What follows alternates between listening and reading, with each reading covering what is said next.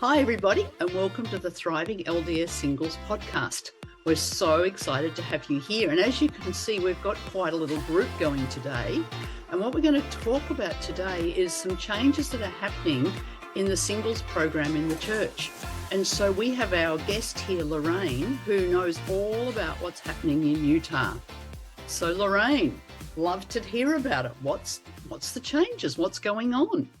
I am so excited about these changes, and I'm so glad you asked me to share them, because we're hoping that if all goes well, that it'll be throughout the whole church. And so Utah is now a pilot program. We're starting this pilot program that we've been working on, doing focus groups and lots of talking and working with our wonderful 70, who has been such a good champion of this, Elder Jason Jensen.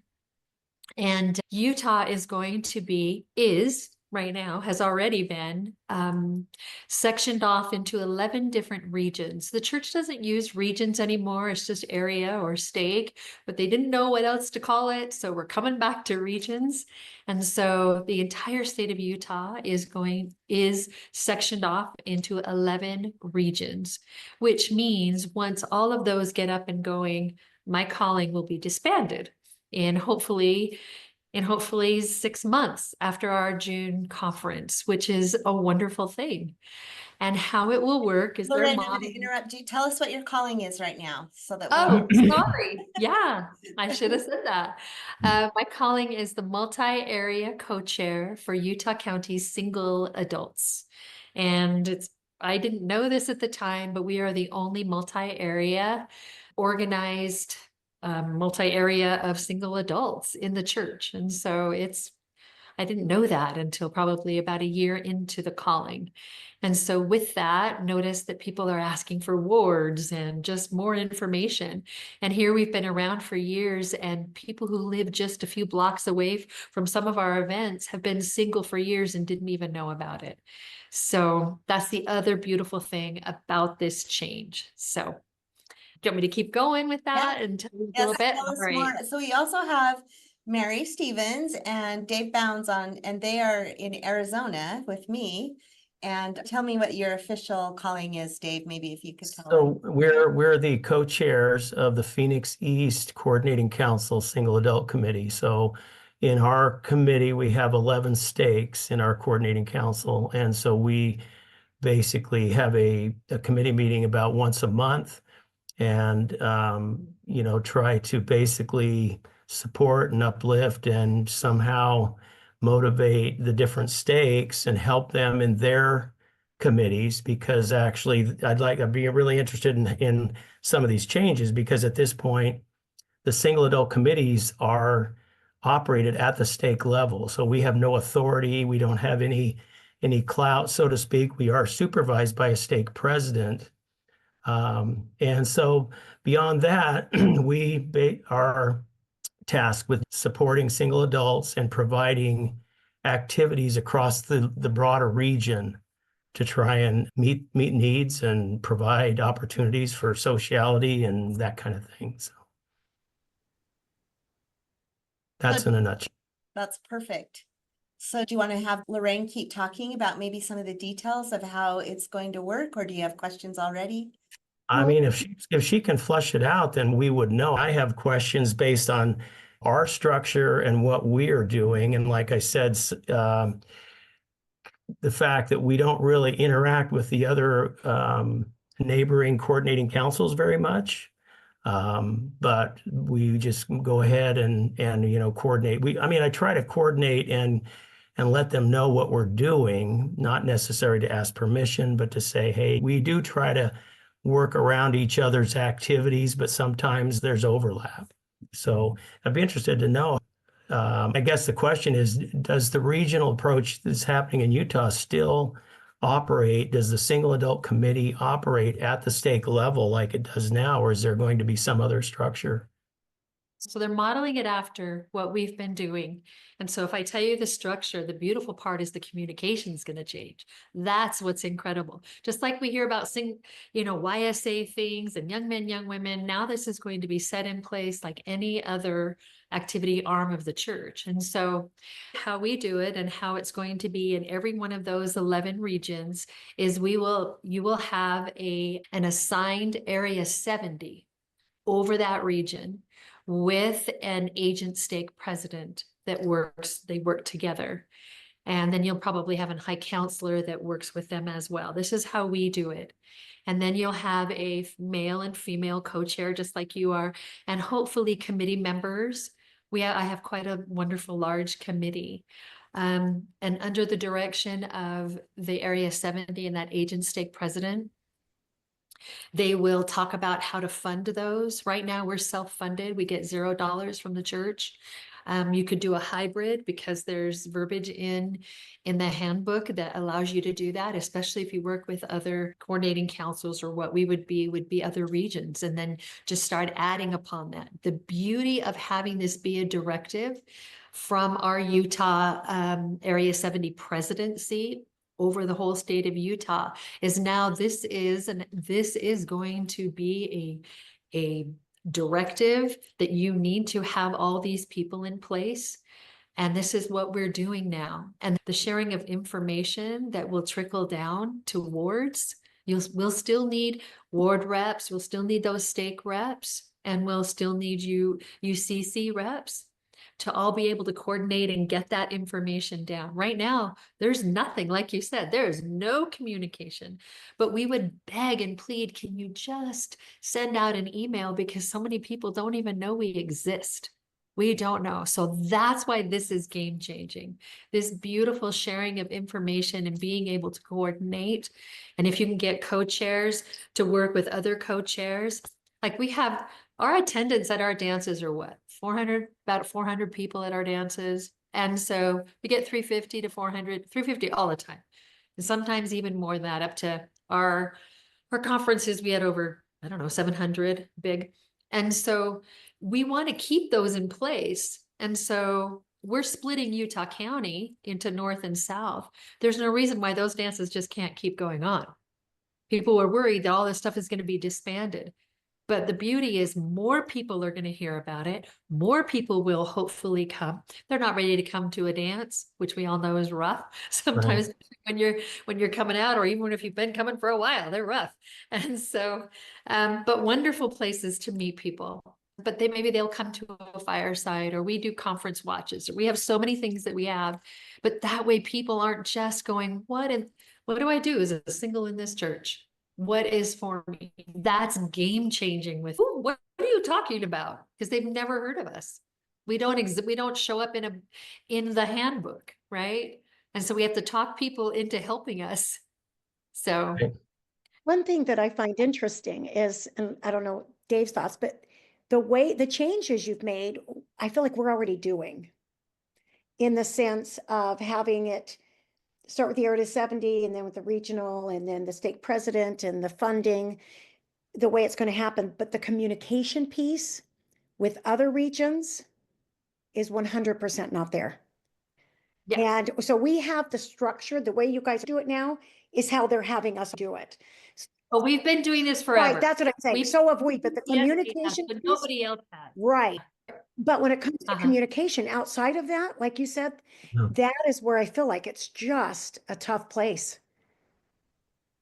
Yeah. So that's what we want to change. We want that information. Yes. The same over the pulpit when you hear about single adult YSA things, right? When you hear all of that, now you're going to hear, you're going to hear about the single adults. And so it'll be just as readily available information. That's the plan. That's what we're hoping for. Love it. So that sounds really good. Like where I live, we've got quite a few stakes. And so we have a single adult multi-stake active group. So we've actually got what sounds like the basic structure of what you've got. We've got a 70 that's and a bishop, a presiding bishop over that. And awesome.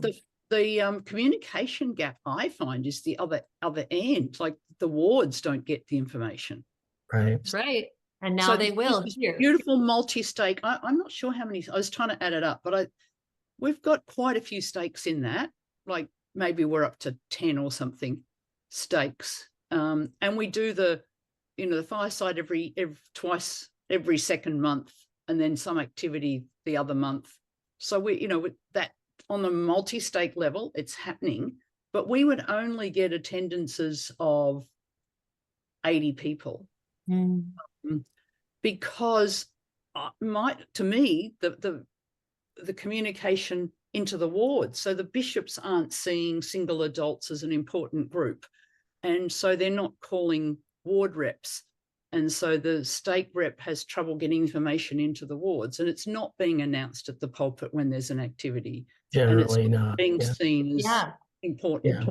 And I We're have kind to of at tell the you, mercy of Facebook. We're at the mercy of Facebook, which I think is very confusing. And I mean, it's kind of the only thing we have. And so we're trying to embrace it with people that are really good at publicity, but it still is really haphazard and not consistent across the area.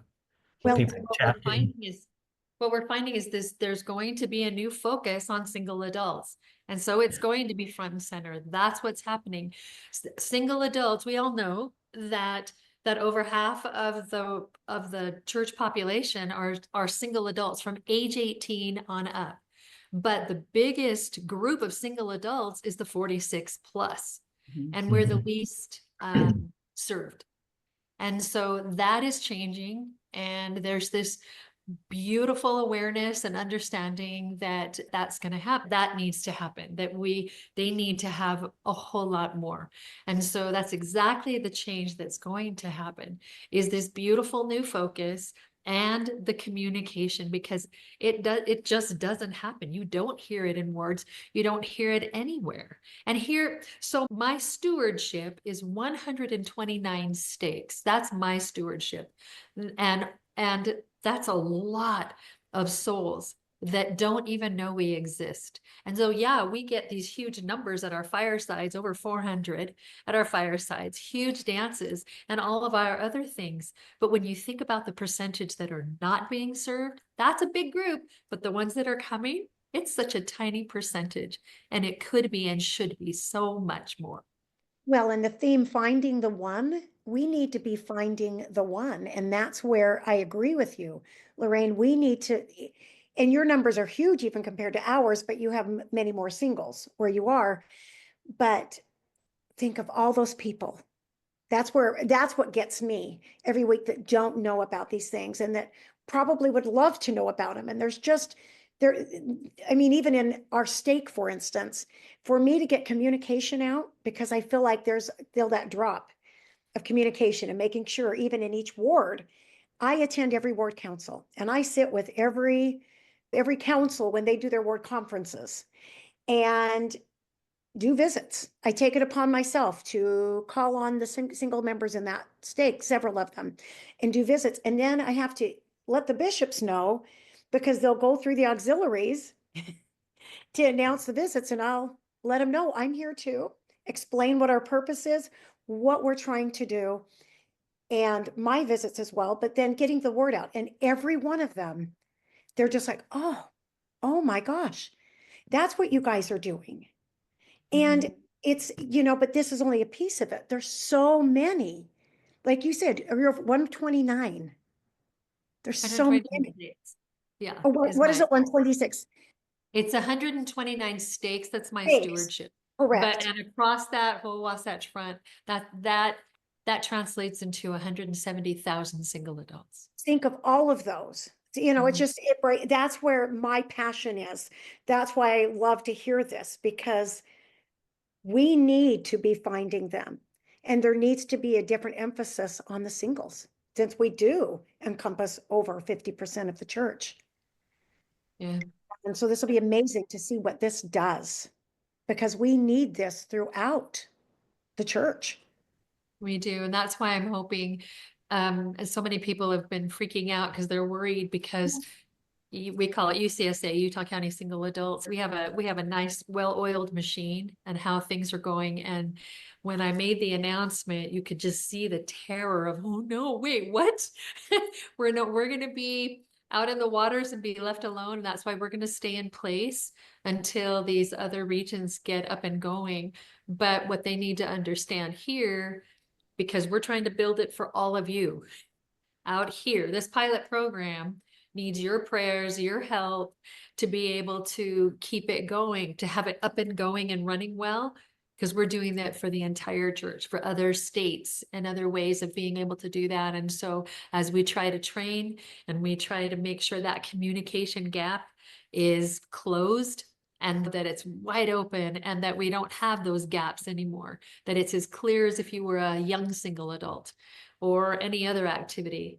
And so it's the communication. We keep talking about that, right?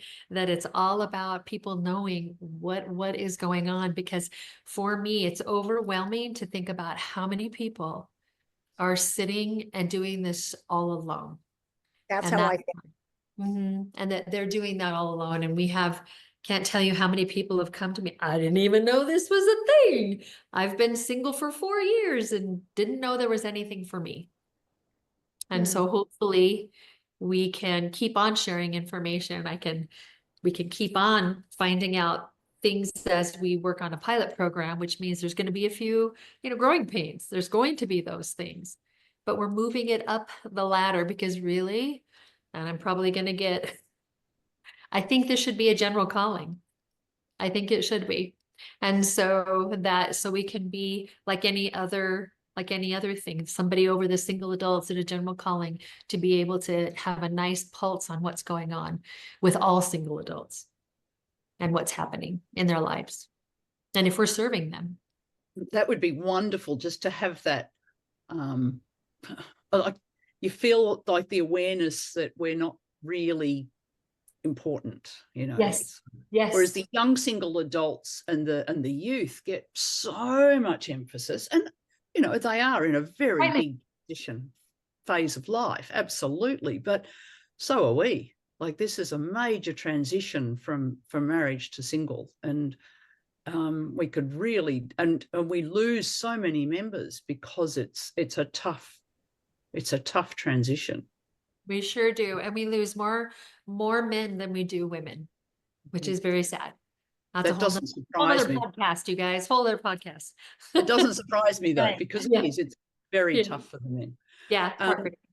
And so it would be nice to see that it becomes, more front of mind for the leadership of the church. How is this going to help that happen? Like, How long is the pilot? How long is the pilot? Right now, it doesn't have an ending date. It's getting people up and going. We've known this was going to be happening for the last 6 months. And it just went out in January, this directive. Each of the area 70s has known since, I think, December, that this was going to be part of their stewardship. And so the next thing they have to do is get an agent stake president and then get their particular region put in. But what was your question again? So sorry. Well, I think Kay was wondering how it can roll out to the broader organization. So that's why I asked how long it can be a pilot. I think that we've got to see how this works in this year, because we're going to stay in, UCSA is going to stay until after our June conference, and then we'll reevaluate, because we don't want to not serve them. We want to make sure. Plus, we can field questions and help train and be able to do that. And we also we've just been putting together all the details on paper so they can look back and see how we do it, because it is a good working model to be able to do that. So right now it's open-ended, but think about having to start. I mean, what happened with the first Young Men, Young Women's program? I'm sure there was a few growing pains in trying to figure all that out. And so I wish I had a good answer for that, but I think we need lots of prayers We need lots of prayers and really a lot of willing hands, because I've had people, like I said, freak out. And I said, do you know the best way that you can't, that to not worry is you go to your stake president and you go and say, how can I help? So I can be a part of it and be able to help what has helped me, because that would be the best way, that we have willing hearts and hands and prayers to be able to push this new program ahead. We've been doing it for years. I've only been doing it for 4 years in this capacity, but it has just grown and grown and grown in the last 4 years. But yeah, I wish I had a good answer for that. We're just gonna keep lovingly nag everyone. And are you getting, so how are the 70s feeling about it? Do they understand? I honestly don't know. I've only spoken with a few of them. We've put our information out there if they would like some help. I'm sure is a daunting task. In my region alone, it's 93 stakes that they would pull from, and like 75 stakes over there. And so they have a lot of good people. But what we have found, sadly, is we have a lot of people that will come up to us and say, "Oh, we would love to help. How can we be a part of Utah County Single Adults?" And instead of saying, "Oh, we'll think about you for a calling," we just invite them. So at the next dance, if you want to show up at this time, or the next fireside, we'd love to have you be a greeter. We'd love to have you to see that. And because of, a lot of sadness and hard in this, that I know that in their hearts they want to be helpful and help, but they don't come in the numbers that you would hope they would. And so that's going to be a challenge, is to find some really good, dedicated men and women to be able to move it forward. So that's why I'm praying my guts out, so that we will have that they will have and feel dedicated to wanting to help their brothers and sisters in this single place we find ourselves in that we never thought we would. All of us, old and single. So yeah, that's the hard part, right? We can't really motivate people. We need to find people that would be willing to serve in this capacity, kind of the Wild West, because it's a little unknown for some people. Yeah. So It is really a challenge here too. I mean, because people basically, as soon as you want to give them a calling in single adults, they're really not all that excited about it. Exactly. The other thing is, though, it seems like you guys are really doing a great job in terms of across the region. I know that people want to go to the larger activities. They want a larger venue for meeting people from different areas. But I mean, I'm wondering, it seems like not all single adults are made equal. I mean, we're kind of focusing on the single adults that tend to want and feel more comfortable with that greater level of sociality. I mean, it seems like we still need the stake component, because what I've found, and at least in our coordinating council, we have some stakes that do a really good job at the stake level. And those are very intimate relationships. You know what I mean? There's really and truly in the wards and the stakes is where the rubber meets the road. President Nelson says, "You are a child of God. You are a child of the covenant. You're a disciple of Christ." And these bigger events are really great. I mean, we've noticed in our area that people want to go and meet people and be at these bigger events. But I think a lot of times it's a one-on-one, like Mary was talking about. It's a one-on-one thing. People need a friend. People need to be invited to these things. There's a level of ministering that happens that I think really still there's a place for the stake committees or the stake activities or something like that. At least that's been my experience. But it is hard to do that because, people don't want to step up and all of a sudden be on the front It's lines. hard. How do we do that? How do we Yeah. actually do that? Think about how wonderful it would be at being a single person that you have things on a ward level, you have things on a stake level, because I couldn't agree with you more. Some people feel much more comfortable in a smaller setting, Definitely. and being able to share and to have that in 10 to, maybe 30 people. And then to grow it on that. If you have all of these things especially in a region, maybe you're going to have one dance a month, but maybe you'll have another activity that's just your stake. And so I mean, how rich it would be. And I would love to see wards happen, and think how wonderful the conversations in your Sunday school class and in Relief Society and Elders Quorum. Think about the different focus. If everybody in that room is single, in that smaller setting in a ward, if we had our own single adult wards, how sweet and rich the conversations would be with whatever the focus is for those classes, because of where each of us is coming from, instead of maybe a home ward and people could just choose which they would want to go to. I couldn't agree more. And I feel like that might be the next phase. And right now, being able to get working wards and working stakes, but again, it takes us doing it. I had the experience of moving to a new area, and my calling became the stake single adult rep. And it was a brand new area, and I really didn't know anything about the stake single adults. And I had that many of us have got the attitude of like, oh, single adults, yuck. And I was given this calling, and I'm like, oh, I don't want to do it.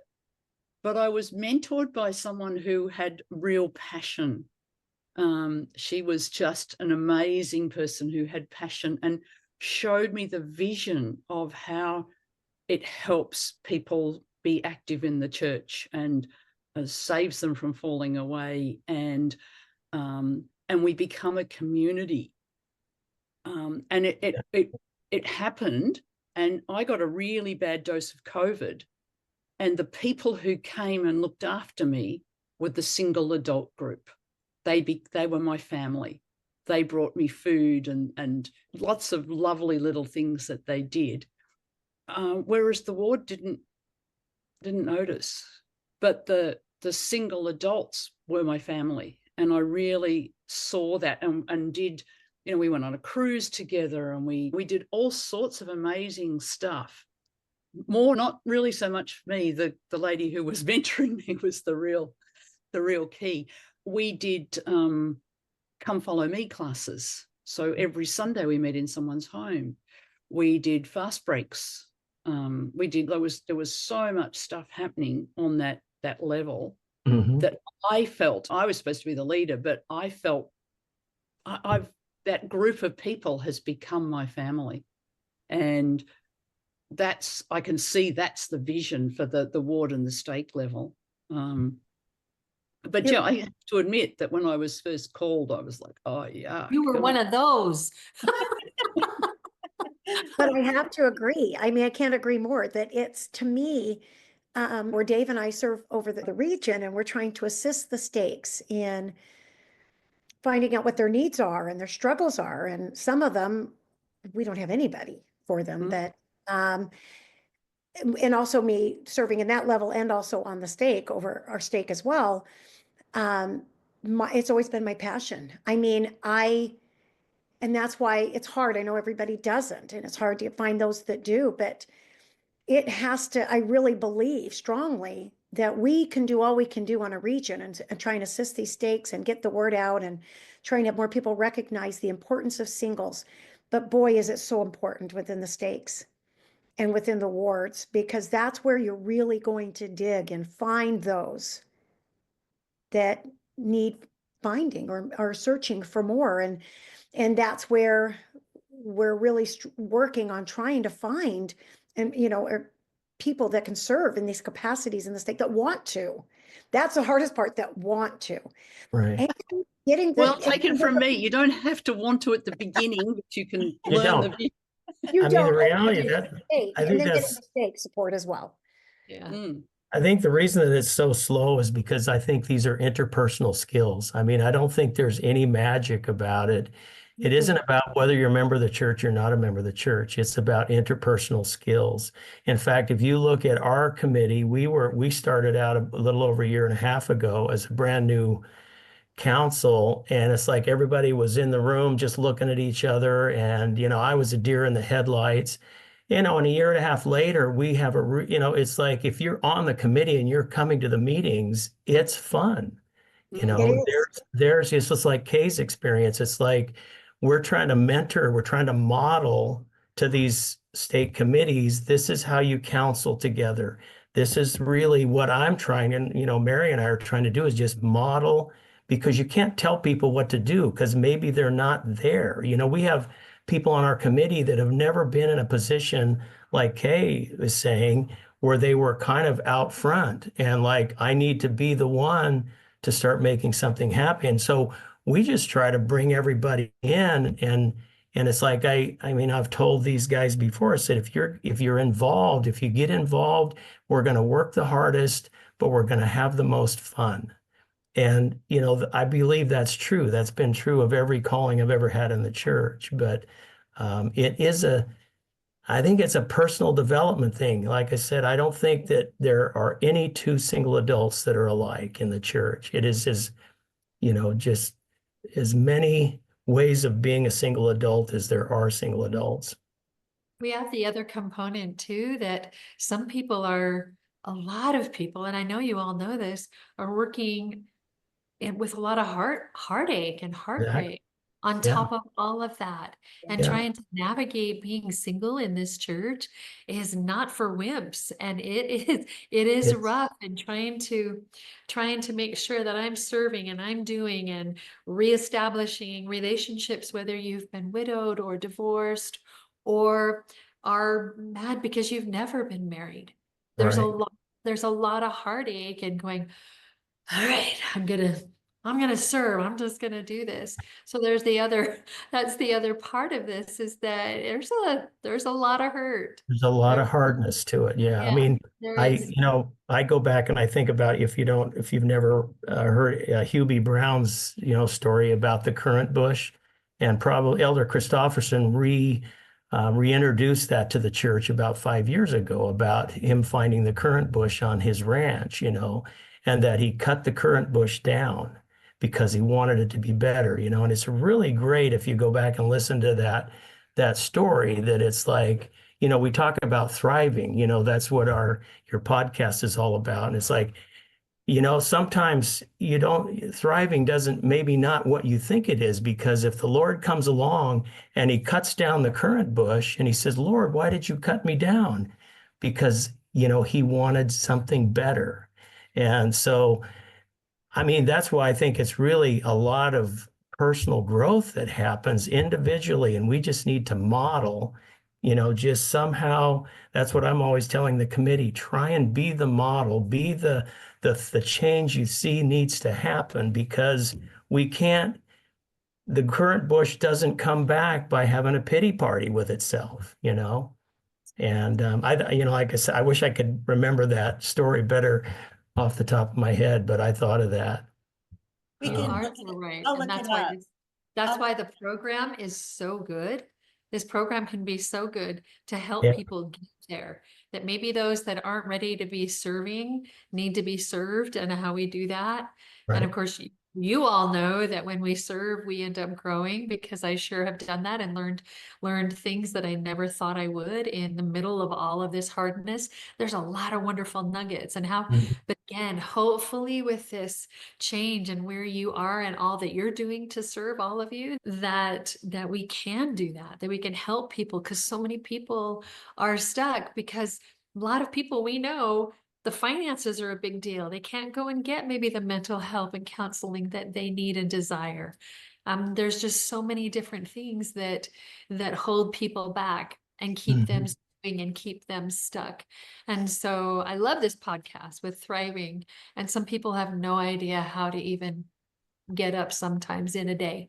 And Exactly. so helping us find and pray for those people that will just get up and strive to want to do that no matter what.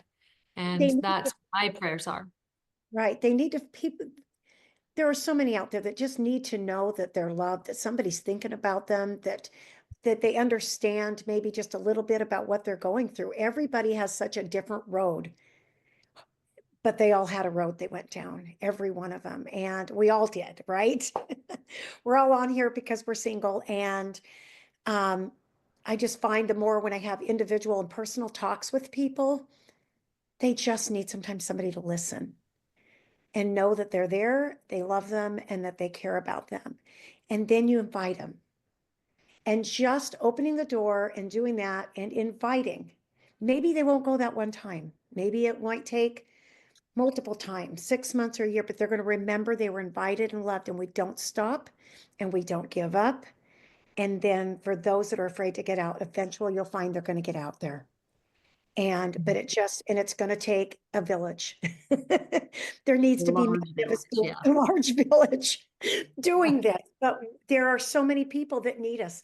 I'm telling you that from just the personal visits I've had. And I've loved the way you guys do things out there, because I know you have a lot more members, but boy, the numbers you are getting. And I know, like you said, that's just a tip of the iceberg. Yeah. It's just with the numbers you're getting.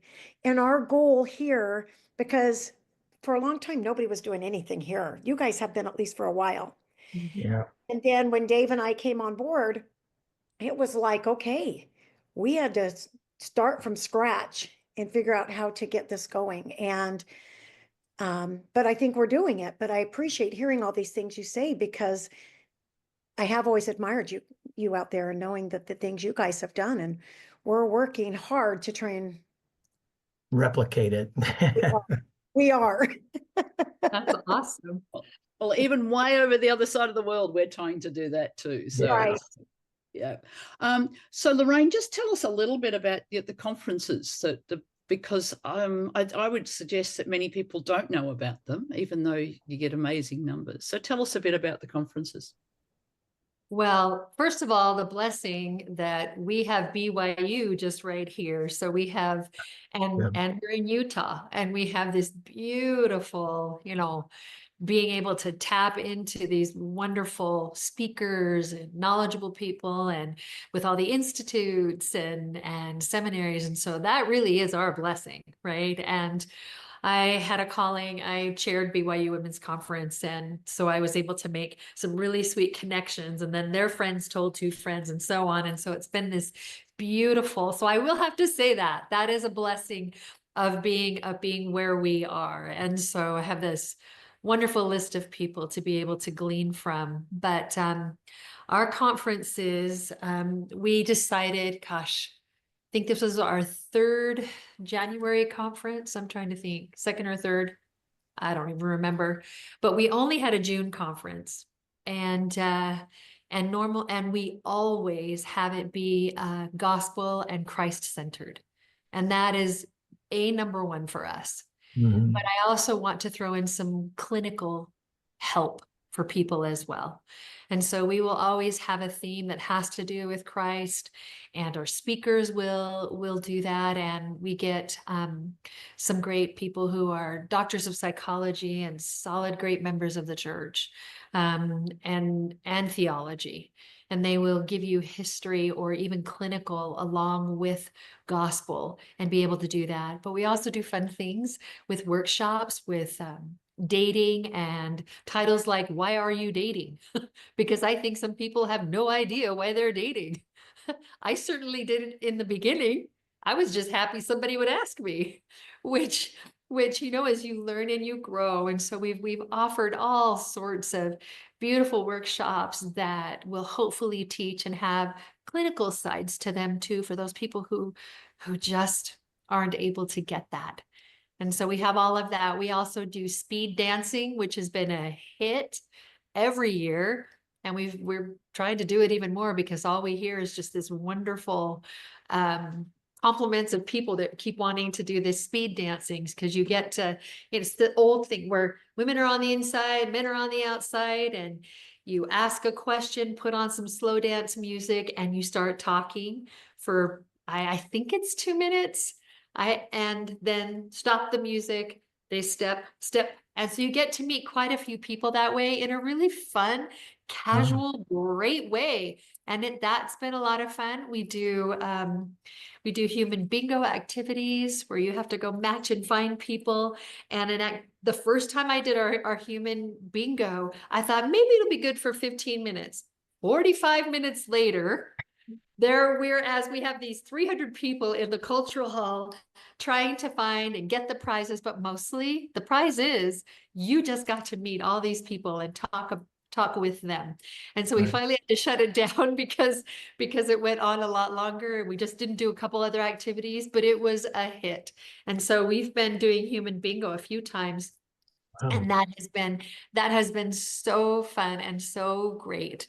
And of course our dances, and then we also do service projects at our conferences, and people, that's another great way to meet people, right? As you're sitting at these tables serving together, it's such a beautiful way that maybe it's not an eternal companion, maybe it's an eternal friendship. And so that has been great. And so pretty much that's kind of what we do: keynotes, workshops, activities, good food, and we have lots of food for the meals, and then fun food for our dances, and just trying to create all sorts of beautiful ways of, because some of the days are heavy, right? We have these speakers and these workshops and workshops and workshops, and especially on Saturday. By Saturday, because we started on Tuesday, you're feeling that is a fire hose of inspiration and information. And so we usually have a lot of fun on that Saturday night. We'll do a concert, like retro rock music concert, and everybody's up on their feet, just having a great time, and then go into our dance. And then Sunday we will have a potluck. And I think at our potluck, we had 600 people at our potluck for our January conference, and then have our closing keynote speaker, and then the mingle afterwards, and people just don't want to leave. It's wonderful. Mhm. So I you're love now our holding these. So you're now holding twice a year, a January one and a June one. We are, and I was so afraid because I just had this impression we needed to do the January conference, and I was scared, Ooh, a almost lot of work. worried to tell my committee, by the way, can we add a whole other one? It's a little shorter, but not by much. But what I have heard from so many people is thank you, because I could barely get through the holidays with all my loneliness and all the complications of getting through the holidays, but I was able to look forward to this, be able to look forward to this conference and the fun and the uplift that it would be, and to have that. And so we usually hold it on the third weekend of January, but it helped them to have something to look forward to, which is something I didn't even think of when we did it in January. I didn't know why we needed to do it in January, other than it was a good 6 months between, but And you do they're all self-funded, right? You all self-funded. Yeah. I will. That's a question. How much does it run to go So to the that- conference? That is a wonderful question, because what we try to do, and I think we've got a good model for it now, is that we do have to charge $5 for the meals, which is pretty cheap, and then $5 for the dances. So this last conference, we started and Wednesday, ended on Sunday. It cost $25. Wow. Yeah. But don't you That's charge it. as well for the other, or is that all you charge for? We had 3 meals and 2 dances. We have 1 free dance. We did a dance Thursday, Friday, Saturday. The Thursday night is traditionally free, which is what we do. And then Friday and Saturday we charge for dances. So 3 meals, 2 dances, $25 to come to a conference that was from Wednesday to Sunday. And our June one is a little more, but you can bring your own food. You do not have to pay for that food. But the dances, because we have to pay a DJ. And Right. so those are, and I can't even tell you the math, but it is like loaves and fishes. That $5 that is a donation at the door pays for all the food, and we do really good food, and the music for that dance, and for the fireside, the free food for the fireside. So I don't know how that little $5 pays so much, but it just works, and I'm not asking. It's just an absolute Yeah, blessing of being able to be self-funded, and we are so incredibly blessed by that. And we have great we'll decorate to the hilt. The committee is so incredible, and everybody finds their little niche, and they do it 150%. It is incredible, and we do it every single week. But yeah, it's just that $5 at the door, and not everybody can afford to pay that $5, and we just let them come on in anyway, and it all just seems to work. Wow. Yeah, blessing, blessing, blessing, blessing. All right. Well, it's been wonderful talking with you all, and to see just the growth and the importance of the single adult programs in the church. And we're glad that the leadership is seeing that and has called you to this position. And we're going to watch your pilot program with great enthusiasm. Yeah, please pray for us, because it's praying for the whole church. Pray that we get it right. It sounds like that would be that's what we can do for the moment. Yes. Yeah. Yeah. So thank you, everybody, for being a part of this, and for supporting our podcast and Yes. supporting the singles. Is there any last impressions or things anyone wants to share, or feel like we've covered it all? I'm just grateful that you were interested and getting that word out, because and just to know, for people that don't even know what's going on anywhere in Utah, outside of Utah, that we're trying really hard to get this beautiful focus everywhere, and that everybody can be served. That's what we're hoping for. So thank you for that, for having me on. Well, that's wonderful. Thank you, everybody. And thank you for watching, everybody, on the podcast. And we will talk to you again soon. Bye. Bye. Thank you.